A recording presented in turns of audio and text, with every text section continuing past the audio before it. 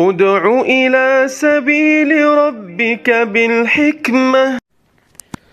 السلام علیکم ورحمۃ اللہ وبرکاتہ. الحمد للہ وحدہ والصلاة والسلام علی من لا نبی بعدہ اما بعد.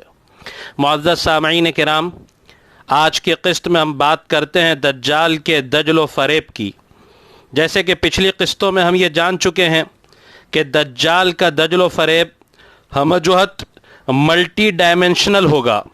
جھوٹ، فریب، افواہیں اور پروپیگنڈا اتنا زیادہ ہوگا کہ بڑے بڑے لوگ اس کے بارے میں شک و شبے میں پڑ جائیں گے.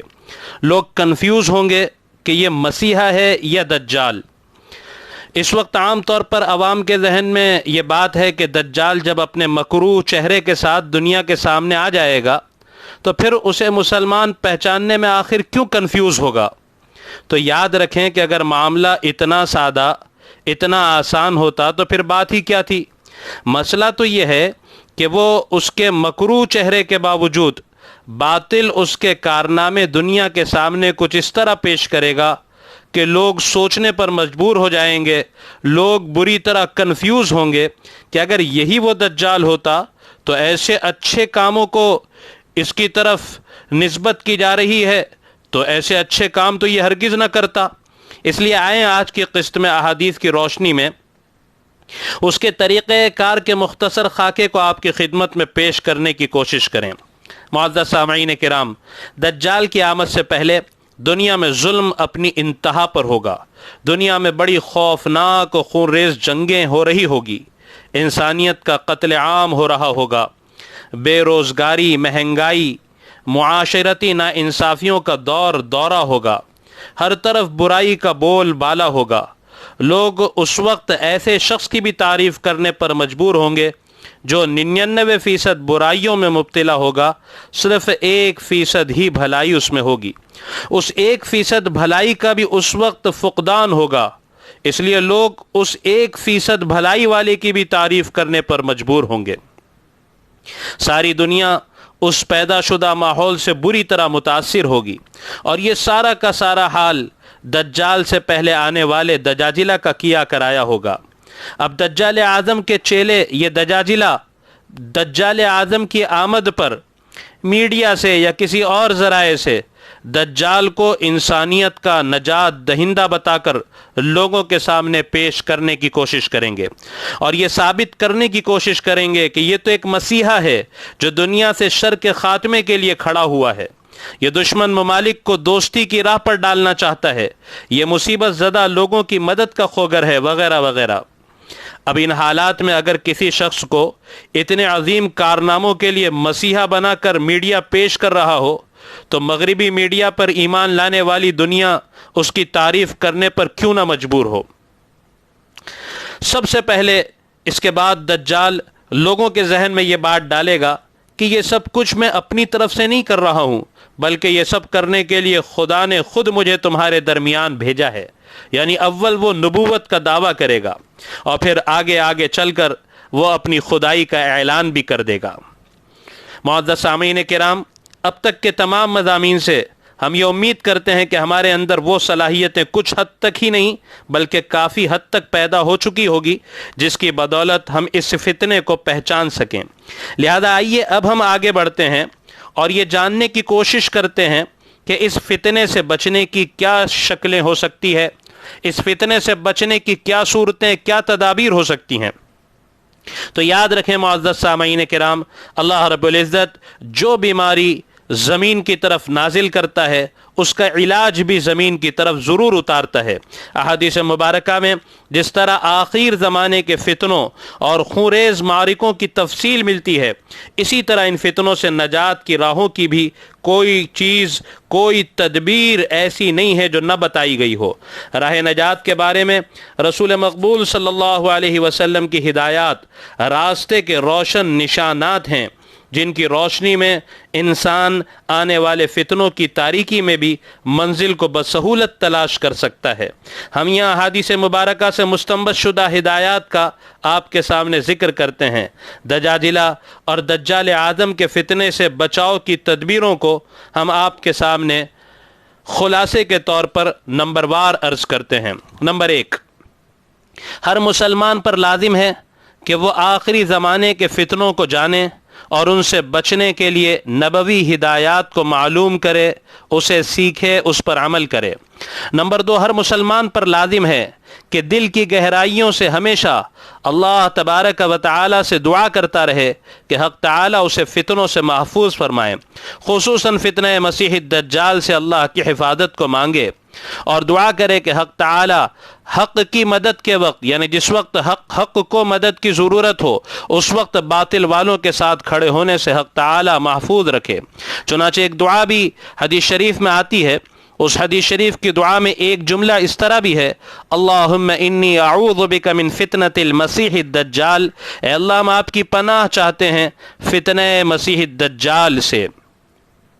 نمبر 3، ہر مسلمان پر لازم ہے کہ وہ اپنے آپ کو باطنی گندگیوں سے خوب بچائے، نیز ریاکاری، غرور و تکبر جیسی روحانی بیماریوں سے خصوصاً اپنے آپ کو محفوظ رکھے۔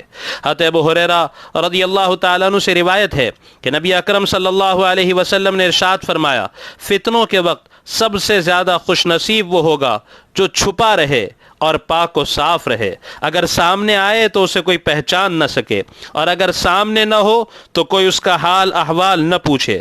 اور لوگوں میں سب سے زیادہ بدنصیب وہ فصیح و بلیغ شرانگیز خطیب ہوگا جو اپنے خطبات کے ذریعے شر کو عام کرے گا۔ نیز اس کی ایک قسم یہ بھی ہم دیکھتے ہیں کہ لوگ حق کو باطل اور سچ کو جھوٹ ثابت کرنے کے لیے کچھ افراد کو جمع کر کر ڈیبیٹ اور بحثوں میں اپنے ناظرین کو الجھا کر باطل کو حق اور جھوٹ کو سچ بتلا کر واقعے کو خلط ملط کر کے اس طرح غلط تصویر پیش کرتے ہیں کہ لوگ ان بے بنیاد باتوں کو، ان بے بنیاد خبروں کو بلا چونچرا تسلیم کر لیتے ہیں۔ نیز وہ فتنہ انگیزیاں کرنے والا، فرمایا نیز وہ فتنہ انگیزیاں کرنے والا ہوگا جو خوب اپنی ذات سے فتنوں کو بڑھاوا دے گا۔ معزز سامعین کرام، ان فتنوں کے شر سے وہی نجات پائے گا جو سمندر میں ڈوبنے والے کی طرح خلوص سے حق تعالی سے حفاظت مانگے۔ لہذا باطنی گندگیوں سے اپنے آپ کو خوب بچایا جائے، ریاکاری، غرور، تکبر اور فتنہ پروری سے اپنے آپ کو خوب دور رکھیں۔ نمبر 4، ہر مسلمان پر لازم ہے کہ وہ اپنے آپ کو باطل گروہوں سے دور رکھے، علماء حق، مشائخ اعظام اور حق دینی محنتوں کے ساتھ اپنے آپ کو مربوط رکھے۔ نمبر 5، فتنوں کی کثرت کے وقت لوگوں کے اختلاط سے اجتناب کیا جائے۔ ابو سعید خدری رضی اللہ تعالیٰ عنہ کی روایت ہے کہ ایک وقت آئے گا کہ مسلمان کا بہترین مال وہ بھیڑ و بکریاں ہوگی جن کو لے کر وہ پہاڑ کی چوٹی پر چلا جائے گا تاکہ وہ اپنے دین کو فتنوں سے محفوظ رکھ سکے۔ اس حدیث کی تشریح میں علامہ ابن حجر فتح الباری میں لکھتے ہیں کہ سلف صالحین میں اس بارے میں اختلاف پایا جاتا ہے کہ فتنوں کے زمانے میں صاحب ایمان آدمی عام لوگوں سے کنارہ کش ہو کر علیحدگی اختیار کر لے یا نہ کرے۔ بعض سلف صالحین اپنا ایمان بچانے کے لیے گوشہ نشینی کی اجازت دیتے ہیں، اور بعض یہ کہتے ہیں کہ نہیں، اپنی جگہوں ہی پر رہ کر فتنوں کے مقابلے پر ڈٹ جائے۔ لیکن یہ بھی یاد رکھیں کہ یہ اختلاف اس وقت ہے جب فتنے عام نہ ہوں، لیکن اگر فتنے عام ہو جائے جیسا کہ قرب قیامت میں ہوگا تو پھر فتنہ زدہ لوگوں سے علیحدگی اور تنہائی ہی کو ترجیح دی جائے گی۔ یعنی جب فتنوں کا زور ایسا ہو کہ ایمان بچانا مشکل ہو تو پھر عذاب الہی سے پہلے گناہوں بھرے معاشرے سے کنارہ کشی بہتر ہے۔ اس لیے مسلم شریف کی روایت میں، ابو ہریرہ رضی اللہ تعالیٰ عنہ کی روایت میں، رسول اللہ صلی اللہ علیہ وسلم نے ارشاد فرمایا، ان قریب فتنے ہوں گے جن میں بیٹھا ہوا آدمی کھڑے ہونے والے سے بہتر ہوگا، اور کھڑا ہونے والا چلنے والے سے بہتر ہوگا، اور چلنے والا دوڑنے والے سے بہتر ہوگا۔ جو شخص گردن اٹھا کر ان فتنوں کی طرف دیکھے گا وہ فتنہ اسے ہلاک کر ڈالے گا۔ اگر کسی کو ان سے پناہ مل سکے تو ضرور اپنے آپ کو بچا لے۔ ایک دوسری روایت میں ہے کہ سونے والا جاگنے والے سے بہتر ہوگا، اور جاگنے والا کھڑے ہونے والے سے بہتر ہوگا۔ نمبر 6، مغربی ملکوں اور شہروں میں رہنے کی تمنا کرنے کے بجائے ان شہروں کے قیام کی تمنا کرنا چاہیے جہاں دجال داخل نہ ہو سکے گا، یعنی مکہ المکرمہ اور مدینہ المنورہ۔ نمبر 7، پابندی سے ذکر و تسبیحات کی عادت ڈالی جائے۔ دجال کے فتنے کے عروج کے دنوں میں جب وہ مخالفین پر غذائی پابندیاں لگائے گا، ان دنوں ذکر و تسبیح مومنین کے لیے غذا کا کام دے گی، لہذا تسبیح کی عادت اور معمولات یومیہ کی پابندی کرنی چاہیے۔ روزانہ کے معمولات میں سورہ کہف کی ابتدائی اور آخری 10 آیتوں کو شامل کرنا چاہیے۔ نیز ہر جمعہ کو مکمل سورہ کہف کی تلاوت کی پابندی کرنی چاہیے۔ ایک عظیم الشان حدیث میں حضرت ابو امامہ رضی اللہ تعالیٰ عنہ فرماتے ہیں کہ پوچھا گیا اللہ کے نبی علیہ الصلوۃ والسلام سے، یا رسول اللہ، لوگوں کے لیے حیات بخش ہوگی؟ آپ علیہ الصلوۃ والسلام نے ارشاد فرمایا، تسبیح، تحمید اور تکبیر کھانے پینے کی جگہ ان کے اندر سرایت کر جائے گی۔